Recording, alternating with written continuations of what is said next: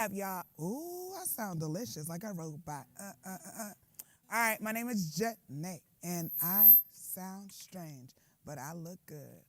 Hey, my name is Jonathan Likes, he, they, she pronouns. Are y'all ready to sing with me today? Are y'all ready to sing with me today? Yes. Okay, so I'm going to teach you a song. I like enthusiastic consent, so can I teach you a song? All right, so this song is called Healing. Turn to somebody near you and say, we need some healing. We need some healing. We need some healing. So the chorus to this song, it goes really easy. You say healing 6 times. So it goes, healing, healing, healing, healing, healing, healing. Mind, body, and soul, yes. Mind, body, and soul, yes. Can I hear y'all say that? Say, healing, healing, healing, healing, healing, healing. Mind, body, and soul, yes. Mind, body, and soul, yes. Are y'all ready? We backstage. All right.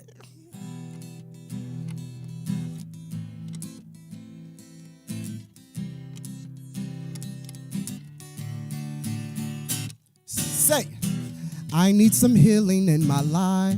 Someone who cares like Granny care, yes. Someone who shares all of the joy of family. One who believes we can be free, yes. We can be free. Say, healing, healing, healing, healing, healing, healing. Mind, body, and soul, yes. Mind, body, and soul, yes. Say it again. Healing, healing, healing, healing, healing, healing. Mind, body, and soul, yes. Mind, body, and soul, yes. Second verse. I need some incense and some sage, a natural capacity to pray. Live off the land, yes. Live off the land. And lend me some oil from the tree. Give me some lavender quickly. Heal from the pain, yes. Heal from the pain. Say, healing, healing, healing, healing, healing, healing. Mind, body, and soul, yes. Mind, body, and soul, yes.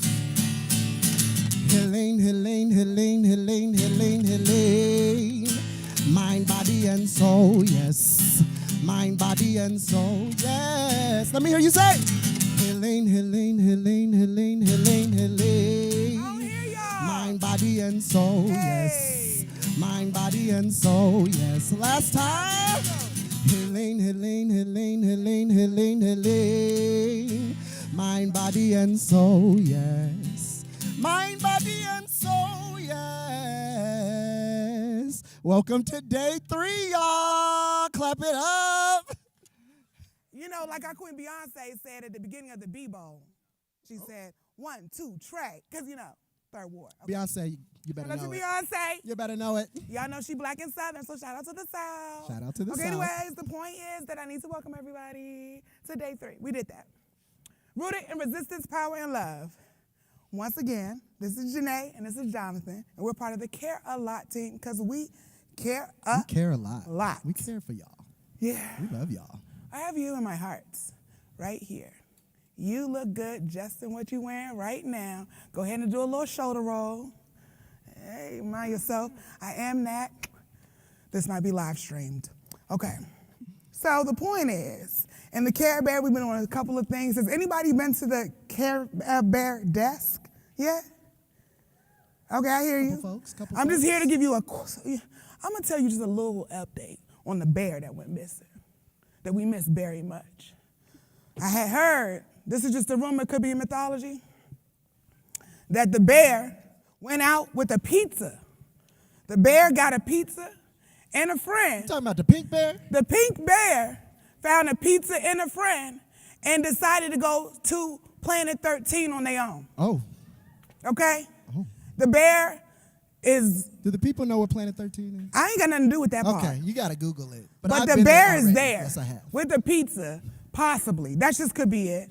You know? And it might not come back this way. So we just want to give the bear a lot of love and let you know you always have a home here. will always have a home here. I brought you in a pink suitcase all the way from Maryland, and you decided to just come out in Las Vegas. All right, so the bear is gone, but now what I'm gonna do is introduce the person who is all things communications, because this is more important than the bear. I wanna give gratitude to my dear friend, award-winning motherfucking journalist, I wasn't supposed to cuss on TV. Okay, don't tell nobody. We welcome it, all things Kathy Renner. Hi. Wow. Hi, Kathy. Channeling Miss Major there. You know, tell her like if I can, what's that supposed to say at that party? There we go. Okay, look, the point is, Kathy, who are you? Tell us all about this media center stuff we got. We got stages. I'm thrilled too. Hi, my name is Kathy Renna. She, her pronouns. I am the communications director for the National LGBTQ Task Force and Action Fund. We got some media stuff going on. If you've been in the exhibit hall, you will see a media center where you should feel free to go wander, introduce yourself, pitch, go for it. But right behind the media center is a crown jewel put together by our team member Benjamin, which is the Creators Lounge. Creators for Change, terrific programming all weekend with influencers, people you know, on social media, people talking about issues related to digital journalism. By the way, I'm not a journalist, but you know, that's okay. So go visit, check out Feed Loop for more. There's more programming. In fact, tomorrow, speaking of Miss Major, Miss Major will be in conversation with the amazing Mariah Moore. Come on, Miss Major and Mariah Moore. That's an M sandwich. Yeah, and if you'll hear the MF word a lot. But that's where I'm gonna be, because I like the motherfucking cuss. There you go. I feel like we've gotten off to a great start, Tre'vell. Good luck. Day 3. But I'm We're behind the scenes. Go, come on. We're behind the FCC. Anyway. Okay. Right.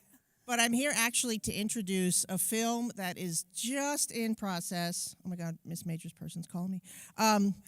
The United States of Urvashi. For those of you who don't know, Urvashi Vaid, icon, pioneer, mentor, yes, prior executive director of the task force, prior policy director and media director of the task force.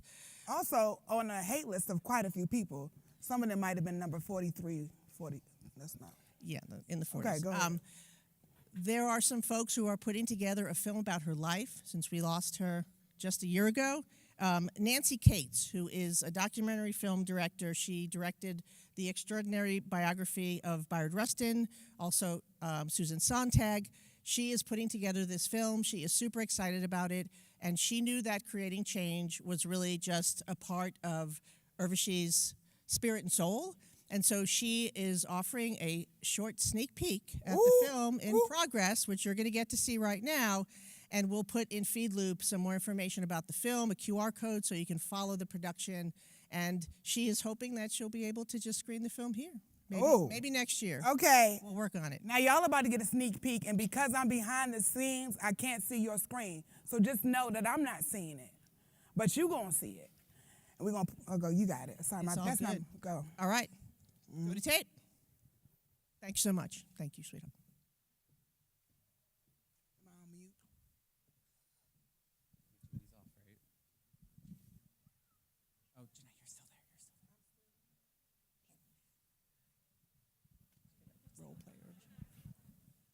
Janae, you're still live. You're still live. You're still live.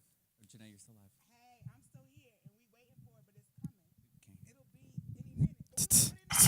Okay, as we're waiting on that, Hello, lesbian is here. America! We call today for the end of the world as we know it. The gay community has become the target of an outright assault by elements of the Republican Party and by the president himself. I'm not just here to stand up as a lesbian. I'm here as a woman. I'm here as an immigrant. I'm here against racism. I'm here to change the status quo. Why must gay men and lesbians be persecuted? Simply because of who we are, who we love, how we live, and how we Why? I was born in New Delhi, India, and moved to the United States with my family when I was 8 years old. And what this nation stands for, what boundaries it will draw around who it embraces and who it outlaws, those decisions lie within each of us, within myself. Let us be renewed by the power of what we imagine to be possible. Urvashi and I met on February 28th, 1988. You know, we met each other in the movement. Go there and meet babes. Hey.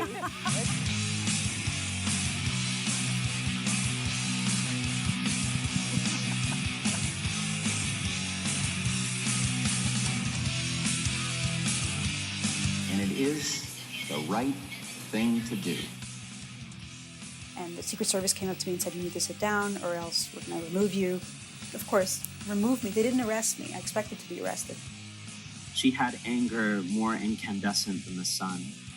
It was only outmatched by her love.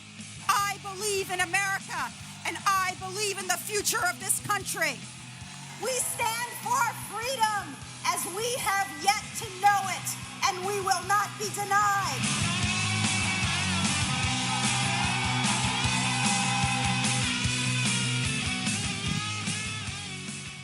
Give another round of applause to that. Woo!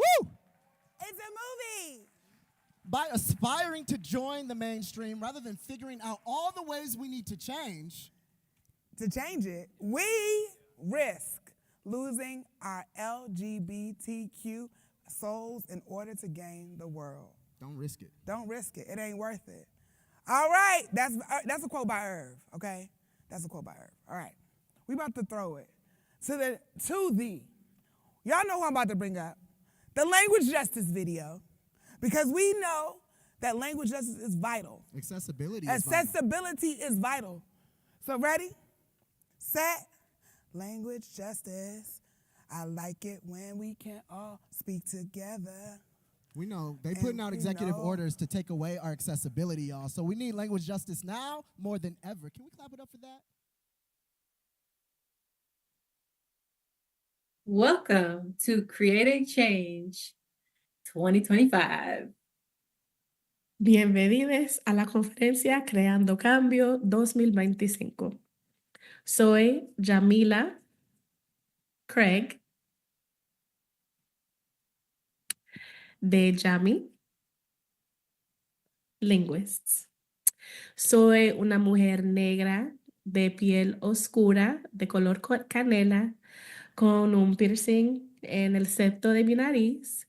Llevo una jaqueta negra con una camiseta negra, pintalabio rojo y una pulsera de color roja, negra, verde y amarilla, aretes negros con un puño de poder negro.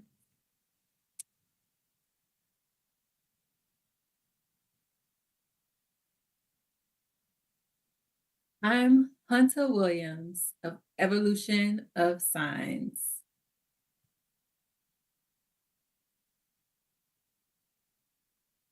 I'll provide a visual description. I have a blue background, a pageboy cap, glasses, mustache and beard. I have a black polo short sleeve shirt. I have black earrings and I have rings. I am a black, deaf, blind, trans masculine individual. I am Gloshonda, lawyer, owner of Cocoa Language Advocacy and Consulting. I'm a Black femme. I have a black head wrap. I have gold earrings with a hanging tail. I have gold septum, nose piercing, and vertical labrae. I'm wearing a black blouse that's long sleeve and it has a V-neck with a black necklace that holds a crystal.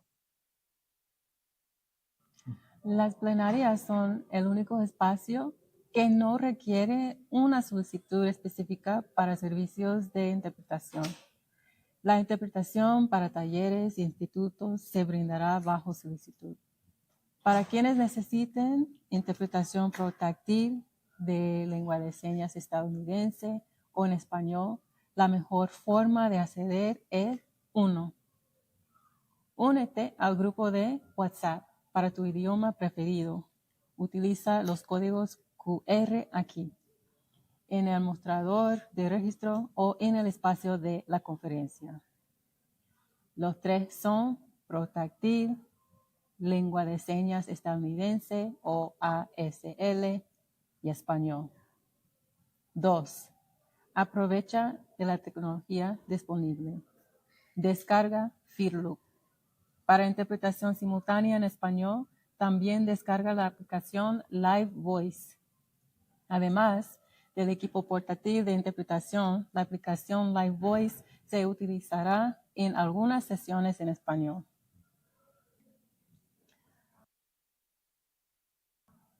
3. Una vez que has hecho todo eso, presta atención a las comunicaciones en FeedLoop y WhatsApp. Cuenta con nosotros. Compartiremos un enlace para que compartes tu programa de la conferencia y lo tomaremos desde ahí en WhatsApp.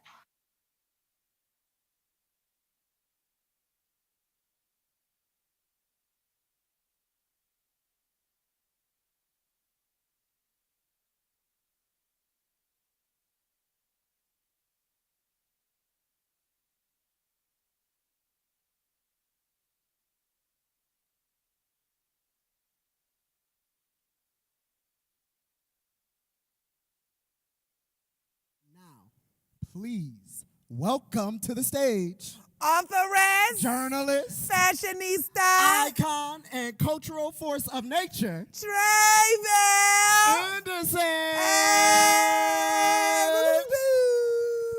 Hello, hello, hello. Good evening, afternoon. I'm not sure what time it is. It's whatever I want it to be, period. Shout out to you. I like you. Make sure you get my good side. They're taking photos. Thank you. All right. Hope you all have enjoyed your Friday. This is, we're about to go into our State of the Movement conversation with me and our wonderful president. But before we do that, we are going to do an award presentation. One of the core pillars of the task force's mission is to queer faith. So often we are fed a narrative about how people of faith are our adversaries. But in truth, many people of faith, many people who really, they connected to something real, okay? Something deep down, as they would say where I am from. Those are the folks that are among us who have great relationships with faith and spirituality, many of them with us here today, many who are not here today. And that brings us to the Creating Change Faith Award, which seeks to honor those who lead the fight to dismantle those narratives and demonstrate through their own lives and work what it looks like to build bridges and break down silos. Please take a look at the screens for our Faith Award presentation and acceptance.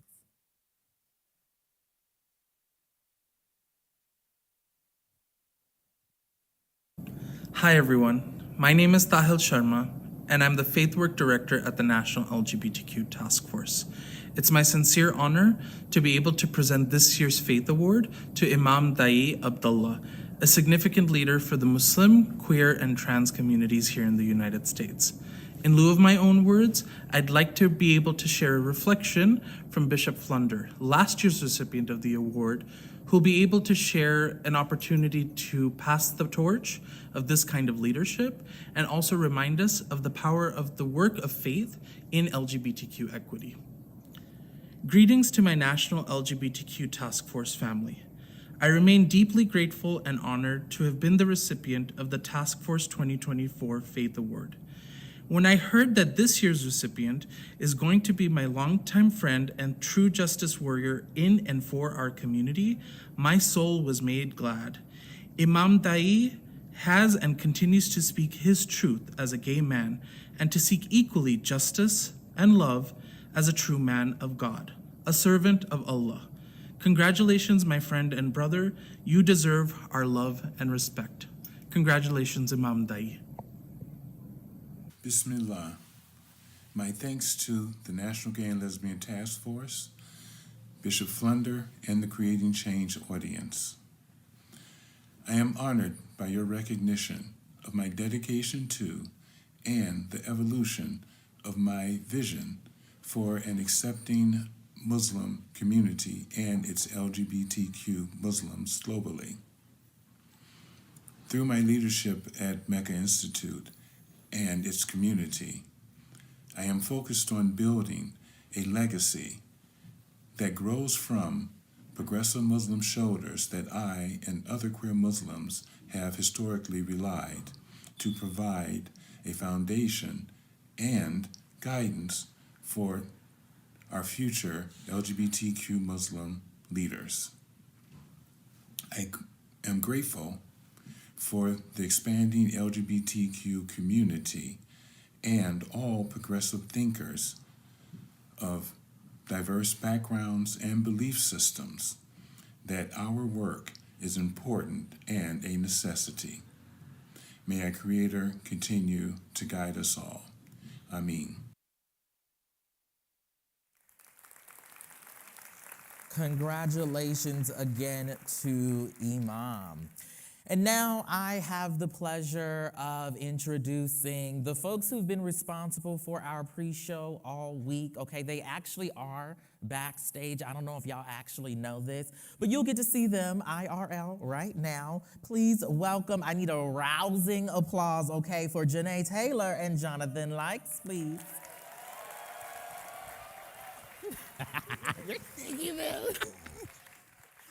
Are we fashionistas? We're real people. We are. Ooh. We're so happy to be here with you all. This is so great. Hi, everybody. Hi. Oh my gosh, you're like my best friends. Where's like 3,000 of our best friends in one place? Okay, that's not the place. They want us to be somber now. Take a deep breath with me. Inhale. Make sure you exhale. You don't need to hold your breath and die right now. I might be a little too dramatic. Okay, get myself together. It's just us here, right? So let me talk. I'm trying to talk to you like it's more people here than us. Let's take another deep breath.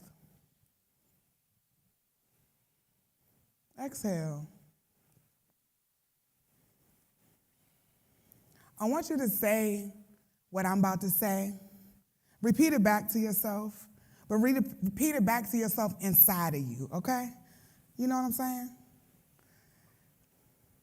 My friend Trina Bruin, who started Black Parenting for Liberation, she says this: my ancestors know I can trust them. Say that to yourself. Say it internally, you got it. We're going to do it again. My ancestors know I can trust them. I know I can trust myself.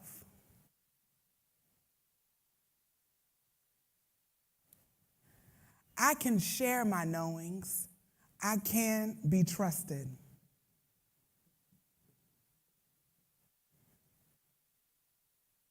My ancestors know I can trust them.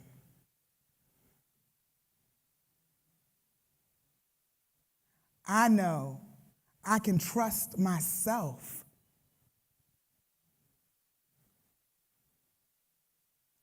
I can share my knowings. I can be trusted.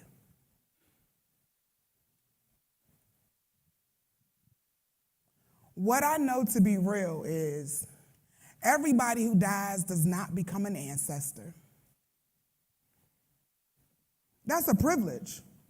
It's like coming into eldership and your matriarch duties or whatever the word you might want to use for that. And we want to take a minute now to honor all of those people who we name to be our ancestors, who we can trust. All right? Y'all with me? On a scale of 1 to 5, 1 being lowest, 5 being the highest, put up the number where you are, how you are feeling. Let's just do some data collecting. Look around the room. See the people you with. Know where they are. We listen and we don't judge. Right? We are aware where we are right now. hold this, and I thank you for sharing that vulnerably with us. Jonathan? Repeat this out loud. Say holistic energy. Holistic energy. Say it a little louder. Say holistic energy. Holistic energy. Now look at the person next to you and say, what's that? What's that? Okay. Holistic energy is the process of being able to come into liberatory spaces, not with pieces of ourselves, but with our whole entire complex selves. We know that in 2025, this world only wants pieces of us, but we know if we're gonna win, if we're gonna achieve liberation, if we're gonna stand up and continue to fight for justice, it's gonna take our entire bodies to do so, our entire complex beings to do so. So holistic energy is doing energy work in this space together. So what I want you to do is place the name of an ancestor in your head right now. Place the name of an ancestor in your head right now. This can be someone, a historical figure. I love to bring in Marsha P. Johnson, my favorite, Bayard Rustin, Harriet Tubman. But you could also bring in someone from your family lineage. Someone that you want to invoke into this space right now. Take about 5 more seconds to place the name of an ancestor in your head right now. I'm going to teach you a simple chant. This chant is gifted to us by the New Orleans chapter of BYP 100, created by Mike Molina. And it's a very simple chant. I'm going to ask us to sing it together. I'm going to say sing it loud. And then I'm going to say bring it to a whisper. When I say bring it to a whisper, I literally want you to shout out your ancestors into the space. Ashe? Can we do that? All right. Hold on, can we do that? You know, we about that enthusiastic consent. We love enthusiastic consent. I hate it when I go here. into somebody's house and they touch my jacket. I didn't ask you to take my jacket off me. Okay? You better ask before you touch me. You know what I'm saying? So, do we got your consent to bring these names into this room? That's what I'm talking about. Okay. You can say no. That's your business. Ashe, ashe. All right, here's how the chant goes. Very simple. It's okay to be off key. That's not the chant. That's what he's saying. I'm letting you know. It's okay. This is about singing in community together. It's okay to be off key. It is not okay to be off rhythm. All right, we'll let that sit in. Here we go. Ancestors watching, I know they're watching. Ancestors watching, I know. Ancestors watching, I know they're watching. Ancestors watching, I know. Okay, that's the entire chant. We're gonna do it together. Let me hear you. 1, 2, 3, and ancestors watching, I know they're watching. Ancestors watching, I know. Louder. Ancestors watching, I know. They're watching. Ancestors watching, I know. Ancestors watching, I know. They're watching. Ancestors watching, I know. Again. Ancestors watching, I know. They're watching. Ancestors watching, I know. Louder. Ancestors watching, I know. they're watching. Ancestors watching, I know. Again. Ancestors watching, I know. They're watching. Now bring it to a whisper. Ancestors watching, I know. They're watching. Begin to call your ancestors out so we can hear you. Lacine Polanco. Ancestors watching, I know. They're watching. Ancestors. Louder. Come on, y'all. Marsha P. Johnson. Ella Baker. I know. They're watching. Ancestors watching, I know. Conjure them up. Ancestors watching, I know. Ella Baker. They're watching. Ancestors watching, I know. Yes. Ancestors watching, I know. They're watching. Ancestors watching, I know. Bring it back up. Ancestors watching, I know they're watching. Ancestors watching, I know. Ancestors watching, I know they're watching. Ancestors watching, I know. Last time.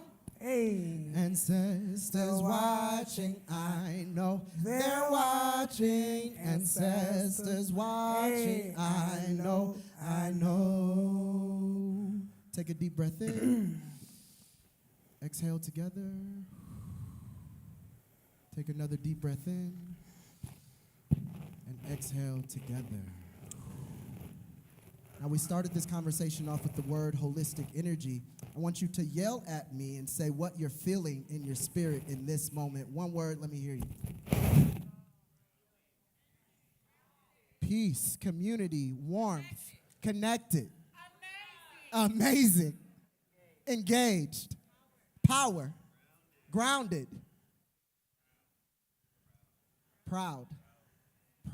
Let's do some data. Proud. Yes. So it is our job to take this holistic energy that we're feeling in this moment and bring it back to our communities so we all know that we can come to this space, not with pieces of ourselves, but with our full, entire selves. Ashe? We love y'all. We are about to take a moment to honor our ancestors. Last night we hosted a plenary that was a year ago, right? Where we talked about fascism, and we know folks who were on the stage last year have transitioned, right? A lot of people have. So just in a minute, let's do some more data collecting before we get there. About 45 seconds ago, I asked you where you were on a scale of 1 to 5. Put your new number up. Let's just do, we might have people who gone down, and that's cool, all right? Know who you are. Look around you. Know what's around you. Everything, everywhere, all at once. And remember this. Repeat after yourselves inside. My ancestors know I trust them. I know I trust myself. I can share my knowings because I can be trusted. We're going to do it one time out loud. Make more space for yourself, please. Do what you got to do. Ooh. Repeat after me. My ancestors know I can be trusted. I know I can trust myself. I can share my knowings. I can be trusted. Keep that ancestor's name you had earlier in your mind. And as we're walking off stage, what I'm going to ask you to do is say thank you to them. Ashe? We love y'all. Thank you.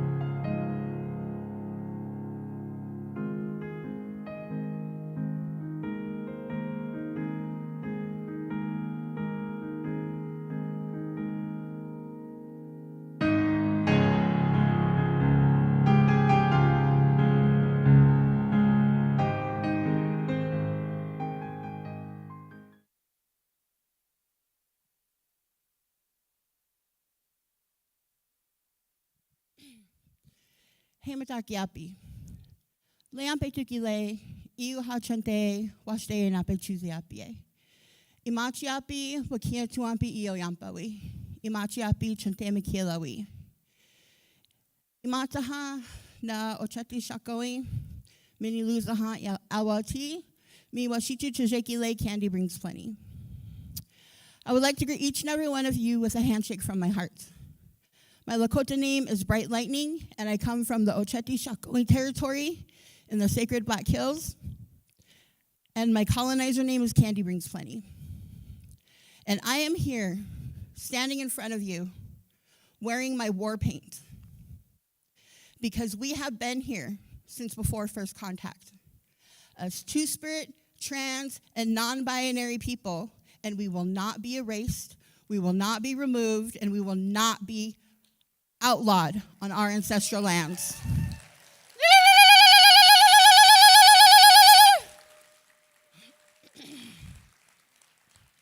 I stand before you to honor, to acknowledge, and to recognize Koya White Hat Artichoker. They were here. They're one of these ancestors who have walked before us here at Creating Change. They planted a seed with the intention of bringing a two-spirit narrative, a two-spirit intention to bring us back into the circle of this rainbow relatives who continue to erase us on our own Indigenous lands. So I want to thank Koya, because during that time, I myself am the founder of the Two-Spirit Nation. We were at Standing Rock at the time, and Dandelion, our very own Dandelion Cloverdale, left camp, came to Creating Change, helped plant that seed, and then returned back to camp. And here they are continuing that work. So I also want to recognize that. Those two created this for me to stand here in front of you, for me to share our cultural Indigenous protocol, to stand up in the face of the oppressor. Fuck Donald Trump.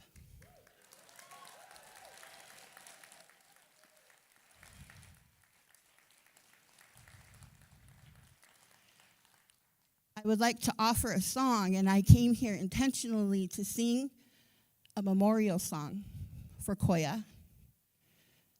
And when I seen the beautiful picture of Nex Bennett, I knew that I wanted to sing a song of power. I wanted to offer and share the song that I sang to open the Indigenous Day-Long Institute on day one of our conference. This song in itself is a song that we sing on the front lines. It is a song that we call in to our ancestors to carry forward their resilience, their medicine, and their power. So with that said, I will offer this song. Indigenous protocol is that you stand to receive. However, I am a disability justice warrior. I am neurodivergent.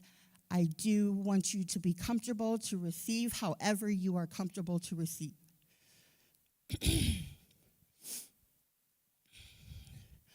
Waka tanka tunka heya chewa kielo he. Waka tanka tunka heya chewa kielo he. Mita kuyelo wanik tacha tunka heya chewa kielo he. Waka tanka tunka heya chewa kielo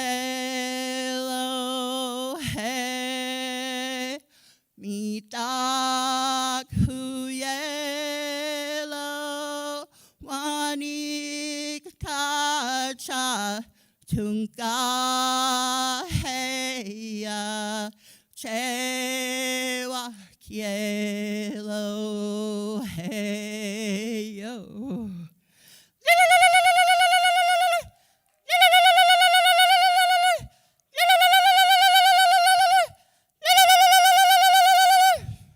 Wopilatonka, thank you. We are on a war path, Donald Trump. We will not go down, we will not stand down, and we were here before first contact, and we will be here when your colonizer construct collapses.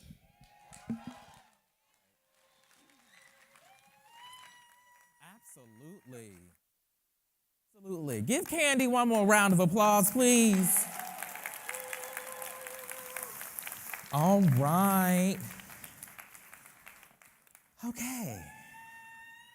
Yes, absolutely.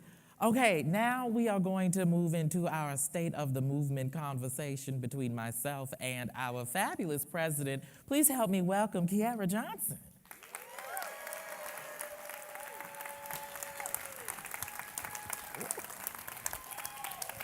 Why are we so far away from each other? Girl, I didn't set the stage.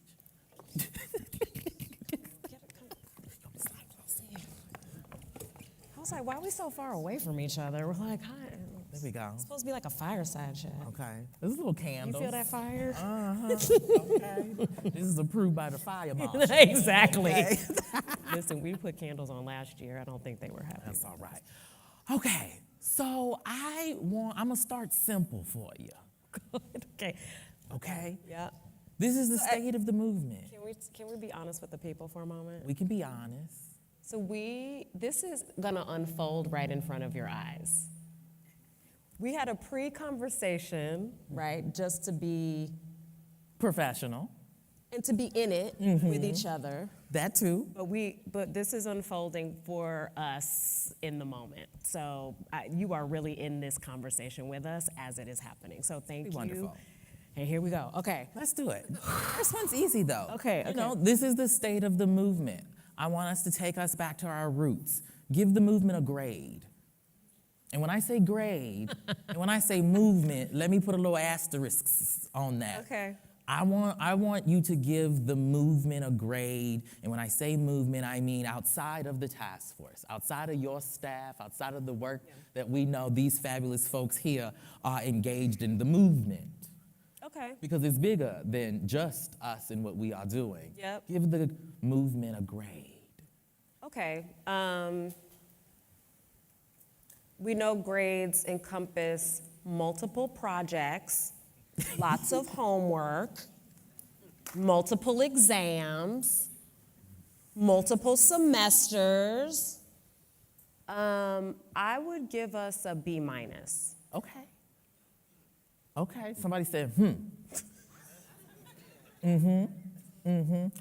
Hold that thought. Okay. We're going to dive deeper. We're going to unpack I figure you're going to want more, but I just We're going to unpack it for y'all. Don't worry. Okay. We're going to get into it. Yep. One of the things you said yesterday when you came on stage and gave us that message that was also sent out in the Feed Loop app, you talked about balancing the urgency of now with long-term strategy of the movement. Yep. What did you mean by that? What does that look like?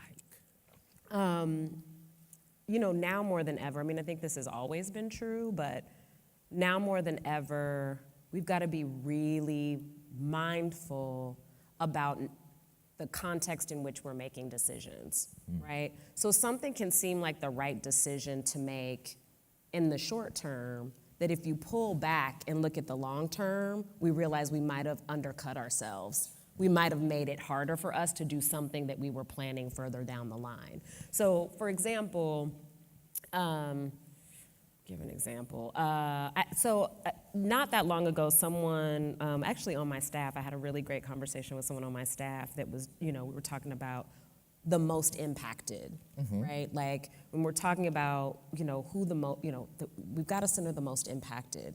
And I said to her, that's true, and the most impacted just got a hell of a lot bigger. right?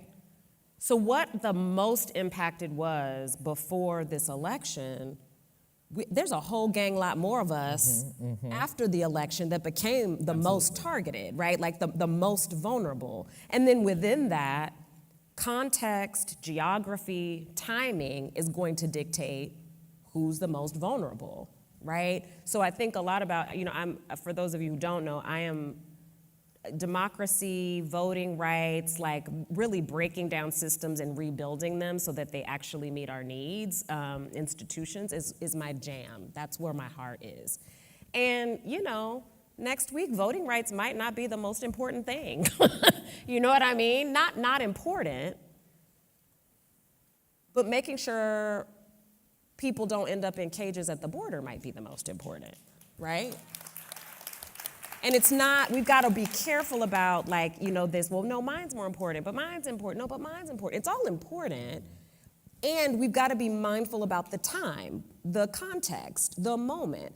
And within that moment, we can also ask the questions about how we center our people. So let's say we're talking about migrants at the border, right, and meeting the immediate needs. We can also ask the question, how many migrants of African descent are we actually strategizing to support?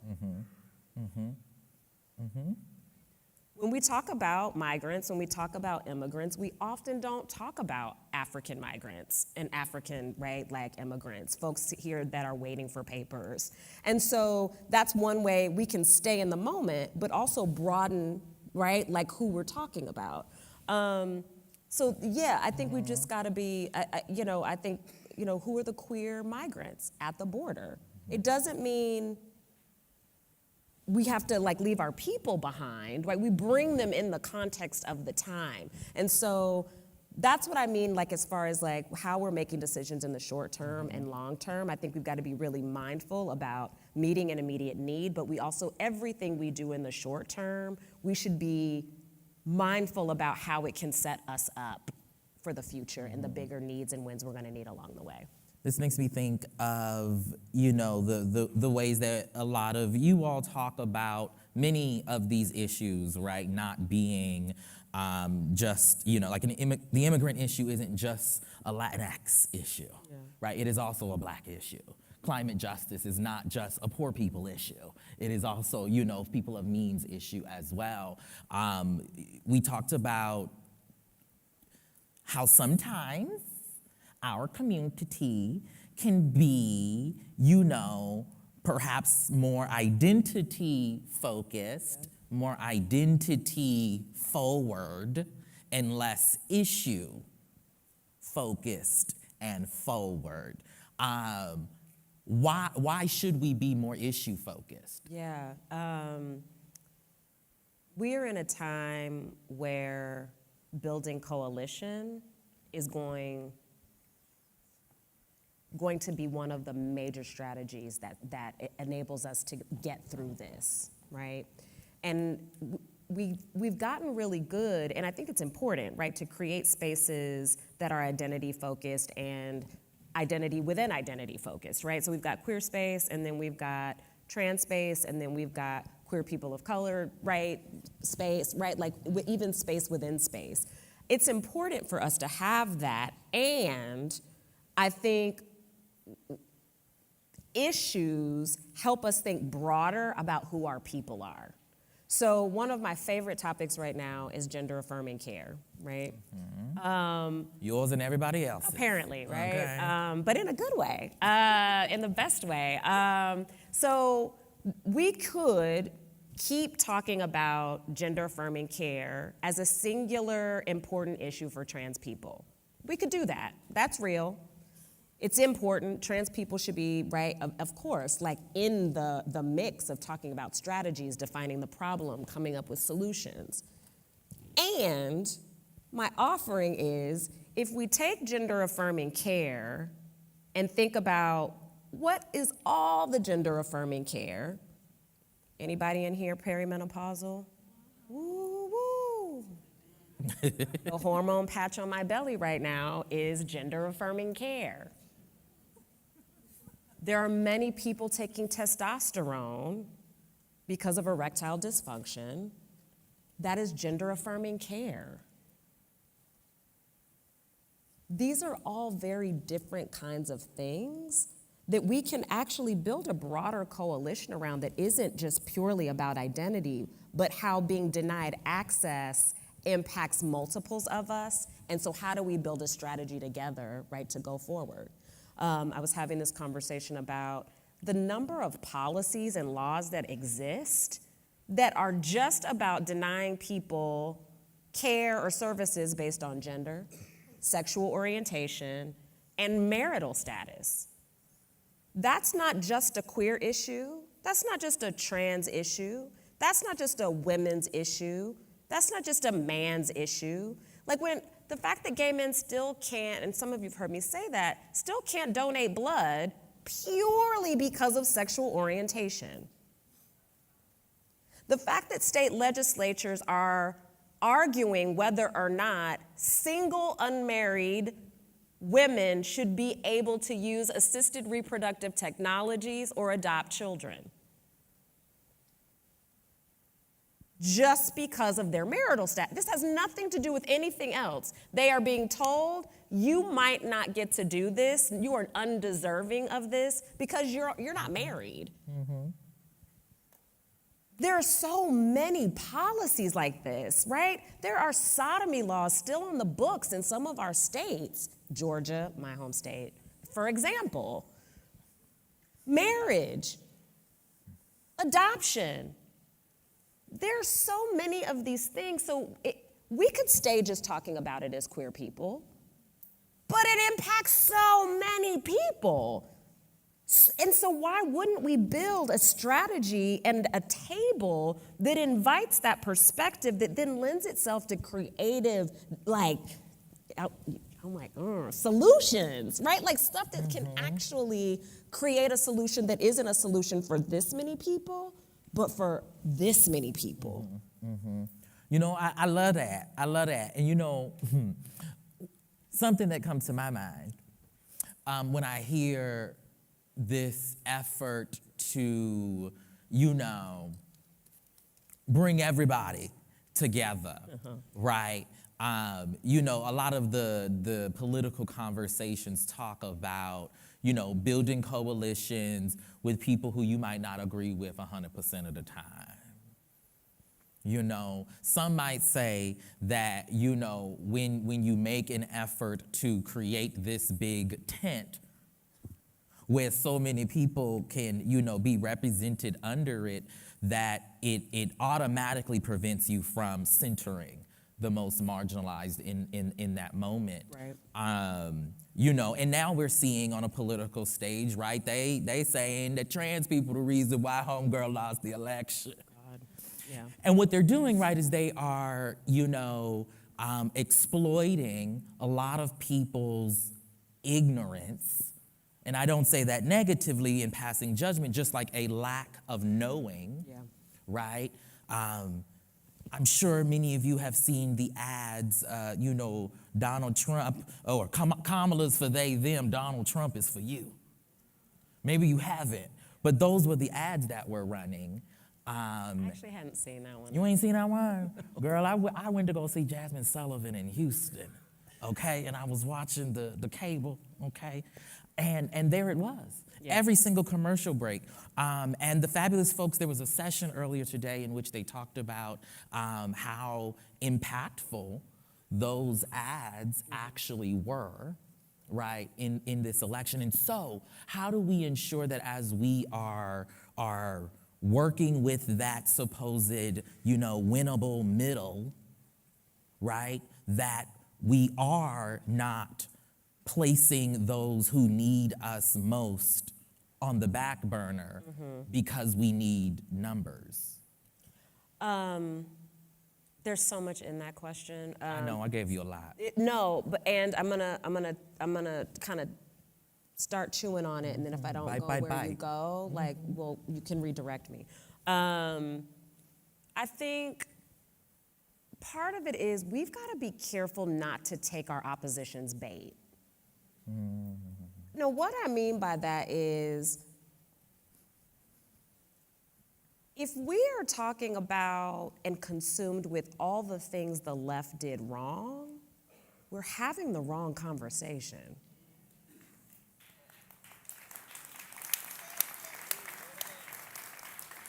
I'm not saying there's not work to do. Clearly, y'all been coming to Creating Change a long time. We got a lot of work to do. But we've been doing a lot of work, right? This goes to part of why I'm saying a B-. There are places where we are excelling, right? And speaking to our communities, we're excelling. I think one of the places we are not excelling is scaling that. I think we are really, that's a D. We've got winning strategies that are happening on the local and state level that aren't being scaled. They're not being spotlighted, they're not being funded, they're not being supported. And so that scalability, when we don't scale it, we've missed an opportunity. There, I think we've got a D, right? So if we're having this conversation about what all the Dems or left of center or activists or social justice people did wrong, we're having the wrong conversation, because the real conversation is how deep has fascism's roots gotten in this country? These roots have been growing for far longer than 1, 4, 7, 10 years. We are now talking about folks that we thought were our people or part of our people or objective people that are able to come out the box and say, no, we ain't never been your people. These roots have been growing for a really long time. And so for me, the question, sorry, y'all in the back. The question is, how do we start to pull up the roots of fascism? What does that look like? How do we scale that work? How do we learn from our international, like our global siblings who are doing this in other countries? How do we learn from our folk who are sitting at the border already, who are in deep southern cities and states, who are in the Rust Belt, right, Bible Belt, who have been dealing with this, and they've got some strategies that just haven't been scalable yet, right? So I think we've got to be paying attention to that piece of it, and also how we scapegoat young people. A part of this conversation and narrative has been about, well, young people don't care, young people are apathetic, young people don't know their history, young people are so entitled. It's like, get young people out your mouth already. And it's like, how do we stay true to our history? Young people have always been at the forefront of every social justice movement across the country for the beginning of time. So have our elders. But young people have always been there. Always been on the front lines. Always willing to take the heat. And our opposition, the roots of fascism, have literally been targeting our young people. You see what I'm saying? Young people have always been on the front lines. When you see curriculum being taken out of K through 12, you impact young people. When you take out civics and Black history and Indigenous studies, you're impacting young people. When folks don't know how a bill becomes a law anymore, you impact young people. When you no longer have freedom of speech or the right to protest, it impacts young people. When folks are no longer seeing their vote count in their state, and you grow up and you're 18 and you ain't never seen nobody you know vote matter, that impacts young people. My question is, why? What have we done to instill a sense of power and trust in institutions? And I don't just mean governmental ones, I mean ours, right? Our social justice institutions, to get them involved and excited in the work, in politics. There's been so much that our opposition has literally, it was a part of the plan to strip us, including our youngest and brightest, of a sense of power, a sense of belonging, a sense of agency. It's a no wonder. But when we blame the young people, again, we're having the wrong conversation. We need to look at how we got there in the first place, and that wasn't about them. That was about a strategy that was employed by the Heritage Foundation, y'all, by Focus on the Family, y'all. Like, that's where we've got to turn our attention, because they're still moving their playbook. Mm-hmm. Absolutely. I like to often invoke, Mother Toni Morrison, right, who informed us that the very serious function of racism is distraction. I add my own little razzle-dazzle, say the very serious function of transphobia, homophobia, colorism, xenophobia, ableism, et cetera, is distraction. Yeah. It keeps you from doing your work. What is the work that you think what they're trying to distract us from in this moment? I think we all know. I think we're feeling it. I think that's why y'all are here, whether you're in the audience or in the digital audience. I think for us, our work to do, and for our grade to go to an A++, we have a weighted grade. We in AP studies now. We're gonna be like a 5.0. So extra. I think we've got to. Mm-hmm. I think we need. This is okay. I think we've got to rethink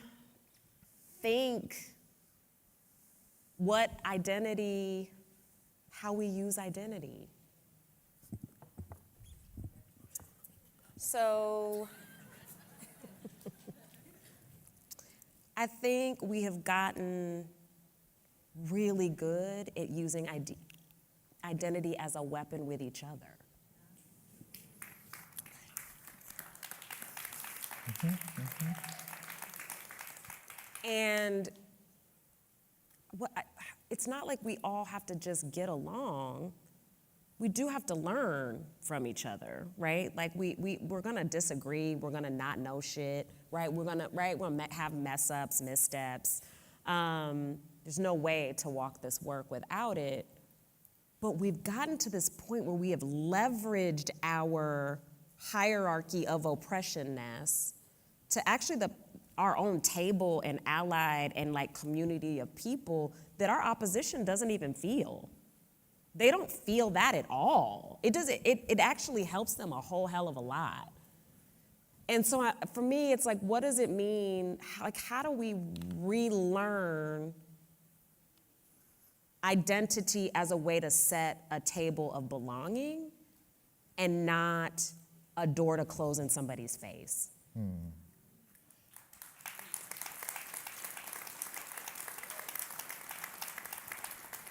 And part of that, and we talked about this a little bit, and so I'll say it now, like it requires, and I said it earlier, I think this week, it requires vulnerability. We really act like each and every one of us has been politically and culturally where we are like this since we came out of the womb. Ain't none of us been this dope, and we are dope,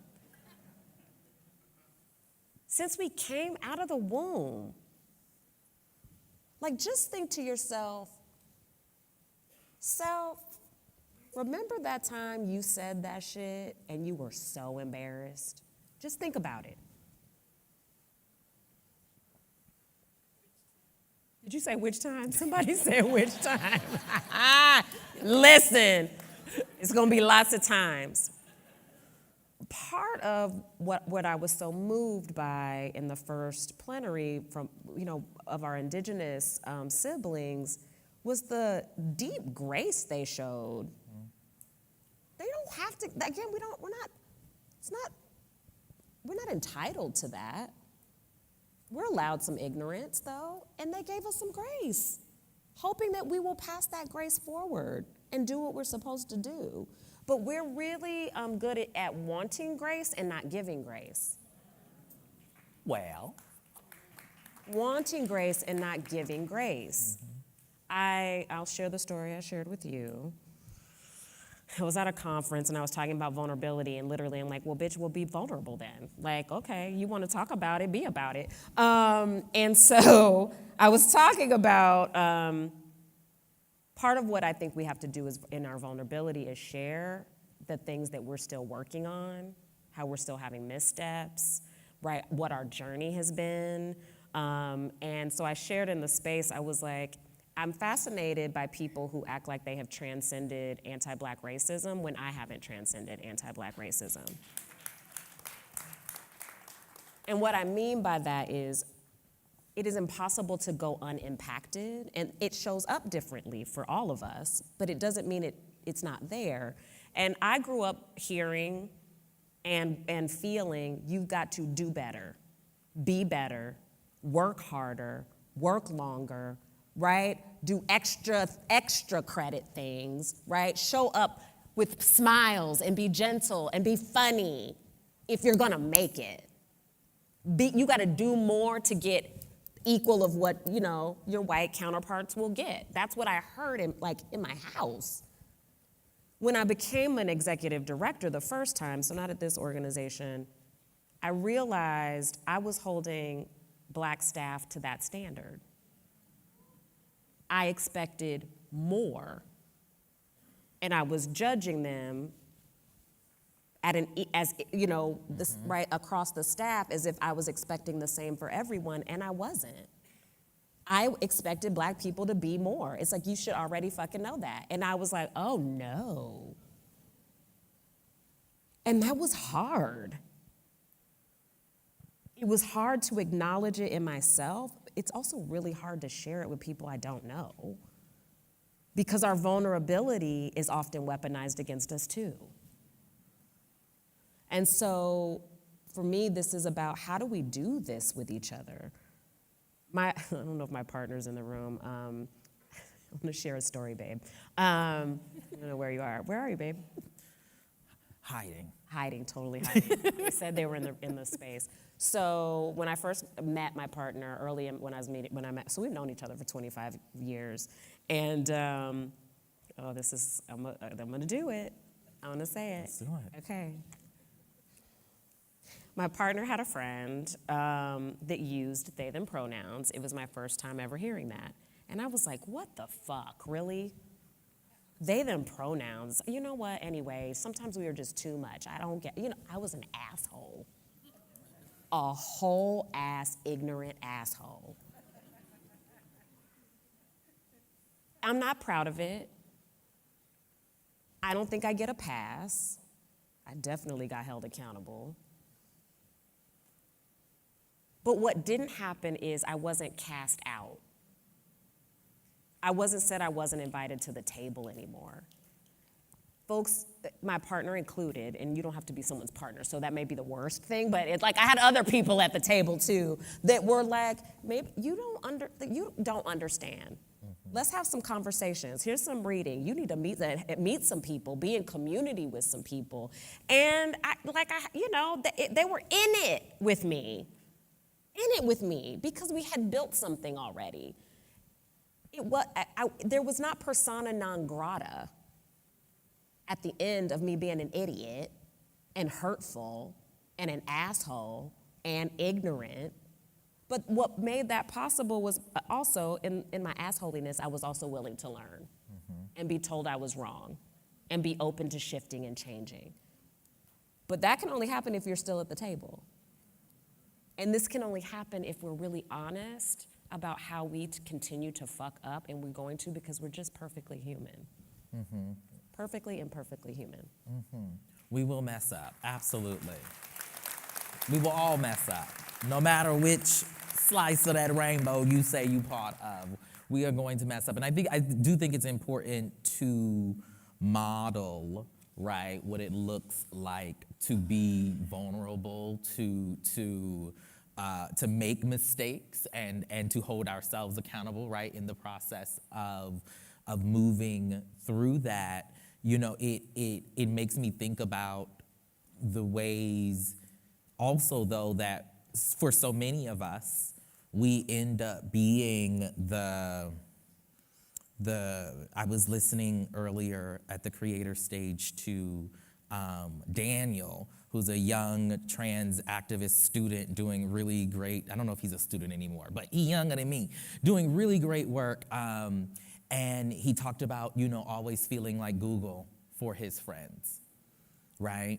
And he accepts that responsibility and that role in his community, and takes it as something that is his, lot in life. Yeah. But for so many of us, we hate being that girl. Hell yeah. Okay? Yep. And we shouldn't all have to be that girl. I came here to clock in. I didn't come here to, be the, well, we're not doing DEI no more, so who knows what they calling it. But y'all know what it is. You come into It's called these people places. in culture now. People in culture, belonging. Belonging. Belonging is the one work of the new belonging, words workplace that I belonging. see. Yes. Either way, right? But we see ourselves often employed to do this extra education. And sometimes, just because you're a member of the alphabet soup don't mean that you are the most learned, the most aware, the most appropriate resource to help teach someone else. Word. But also back to this point you mentioned, just because you are a member of community does not mean you are absolved of being problematic. That's right. Uh-huh. Yeah. So talk to us a little bit. One of the other things you mentioned the other day was about us coming from a place of being on the offensive as opposed to being defensive, as opposed to reacting to the moment. Yeah. Us being proactive and focused on ourselves. What does that look like for us in this moment? I'm going to speak to that and a little bit of what you just said. I think part of being proactive is taking a pause. How often do you, I don't know about you, but sometimes I feel, I realize I haven't taken a breath. Like I'm holding it. I'm never breathing. Does anyone have to remind themselves to breathe sometimes? Like where you're like, oh, like it feels like you've been running, but you've just been sitting or standing somewhere. Or one of my staff, I was in the office and my staff person was like, "What are you doing?" I was like, "What? What do you mean?" And she's like, "Why are your shoulders like that?" And I was like, I was like, okay. I didn't even realize it. Like they had come so far up. We as a peoples are really good in a crisis. We're pretty good at crisis management, right? Partly because we're so, learned in crisis management. But crisis response is not sustainable. Can't be reactive and in crisis mode, rapid response all the time. It's also draining. It's not sustainable. Not to the body, not to the soul, not to the spirit, not to the organization, not to relationships. And so pausing to think about what feeds community in the long run. We're gonna be inundated with things from every which way. We are not going to be able to adequately respond to every single one. So this is where the coalition, right, the collaborative work comes in, because then Kierra, because some of it's personal, Kierra has to decide, do I have the energy to be a teacher today? Some days I do have the energy to be a teacher today. Some days I don't have that energy, and I could say, you know what, Tre'vell really knows a lot about this, and then I'm gonna pull you in to pinch hit while I go, because I'm not ready today. I charge though, I'm gonna let you know. Okay? So on an individual level, right, we gotta know, we gotta be in conversation. Absolutely. Do you have it to be the front man on this right now? No, girl, I don't. Can you roll up with this and be front person on this right now? So we gotta be in conversation about as people and then as organizations. What is the positioning, what is our organizational superpower that allows us to act in a sustainable way with the expertise and positioning we have already? Where can we make impact? If we know there's something else bubbling up, we should have a network of people we should be able to call on. We do some immigrant rights work, migrant work. We are so far from experts. So we get on a bat phone and call our expert friends and say, this is what we heard. Is there something you think we should do? Do you have language that we could push out to our network? Not creating it from scratch. Why? When we know the experts are over here creating it.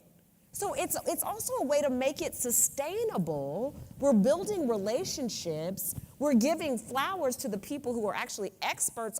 I'm not expert on everything. So stay in your lane. We get to stay in our lane and build relationships with other brilliant experts. And so I guess that's what it is for me. Like, it's like, how do we utilize what we've got for the moment and not get hooked every time something happens? Every time that dude over at the towers that's coming into town, every time he says something, every single policy, every single cuckoo head thing that somebody in your city council. Maybe the news alerts have been crazy. Y'all get news alerts on y'all phone? Had to turn that shit off. Okay, I mean, I probably should too, but it's a lot. You know, but yes, you're right. We're inundated with every little I highly recommend thing. BBC. It's a little less sensational than US-based news. So love just that. Okay. You're welcome. Shout out to the BBC. That delicious, coming through. And it's almost like when they're talking about, that the sky is falling. They're like, the sky is falling today. I'm like, oh, that actually hits different. Okay. It is falling, and my chakras feel like aligned still. You know what I mean? Like my pits aren't doing the stress sweat. Sure. So you're welcome. BBC. BBC. Okay. You're welcome, BBC. You could be a sponsor next year. Period. Ow. Okay, we have a few more minutes before we get out of here. Yeah. I want to first speak to, we do a lot of honoring of our elders and our ancestors. I personally feel like we could do more to pull out lessons, right, from those who, have existed before there were, legal documentation to affirm who they were, right? I often think of Lucy Hicks Anderson, one of my, I like to say she my cousin, but not really. But in the grand scheme. In a black sense. Like play cousin. Yeah, purely African American. But thinking of the ways that folks like Lucy moved through the world and existed and had full lives, right? Even though the legal establishment wasn't, recognizing her in the ways that she recognized herself.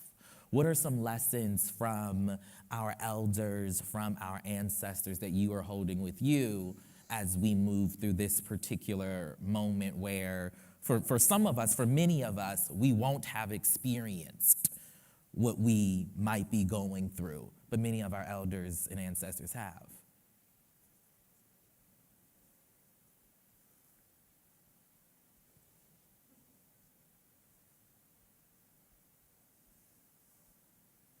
So one of them is to pause. Pause and ground and get perspective.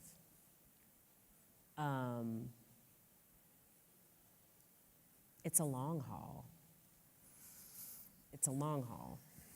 I think something our elders, like some of our elders, I actually just talked to Miss Major, saw her a little bit ago, and we had this conversation about rest. Rest. And then if you were here last year, someone, I don't know, if you're here in the audience, it was so brilliant.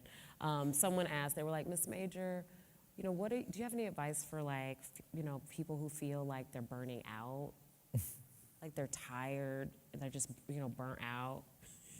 She said, honey, take a nap and come back. I was like, oh, yes. And then sat back, was like, I was like, oh, next question, great. That was a full ass sentence. She was like, and done, scene. Somehow we've gotten it twisted that somehow we're just supposed to run ourselves ragged to the, like into the ground to the point where we can't come back. You've got to go take a nap, take a bath, take a breather, talk to your kids. I'm talking to myself right now. But you know, like it's not about you. It is about being in service to community, right? Like, what are you doing? Like, it's actually selfish of you not to take care of yourself because we need you for 40, 50, 60 more years. And if you pull yourself out of the rotation at 25, at 30, well, damn. We've missed all the brilliance of you. I think expect solutions in places that you might not think they would come. I think a lot about the role of religion and spirituality and faith institutions and social justice work over you know, I don't know, many years. And no matter what the social justice moment is, people of deep spiritual faith are always there.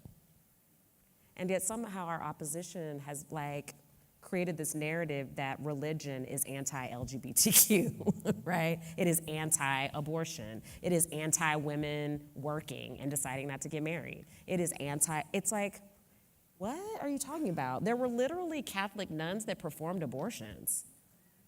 I know, right? Where are those nuns? Are y'all still out there?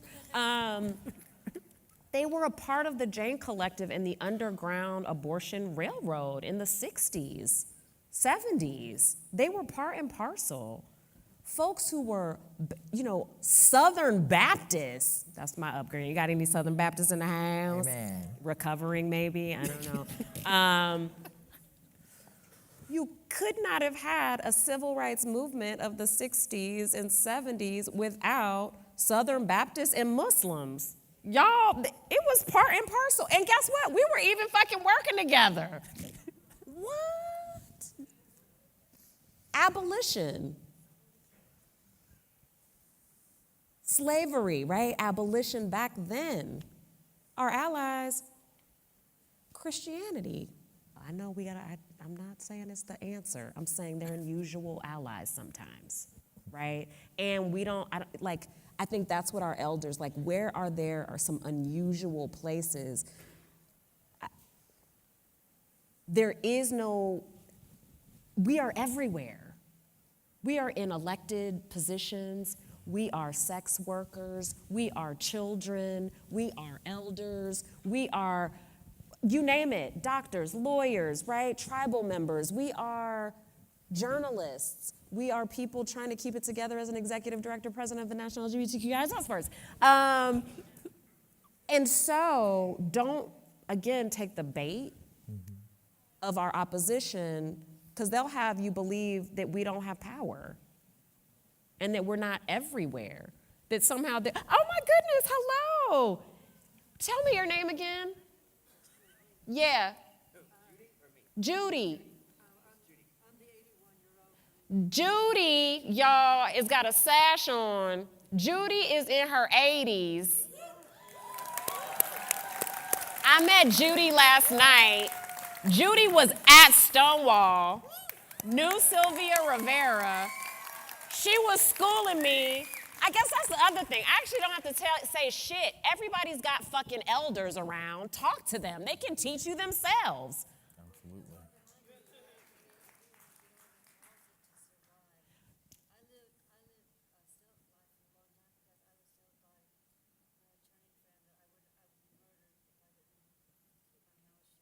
Y'all can't hear Judy, but I want y'all to take time to find Judy and other elders, right?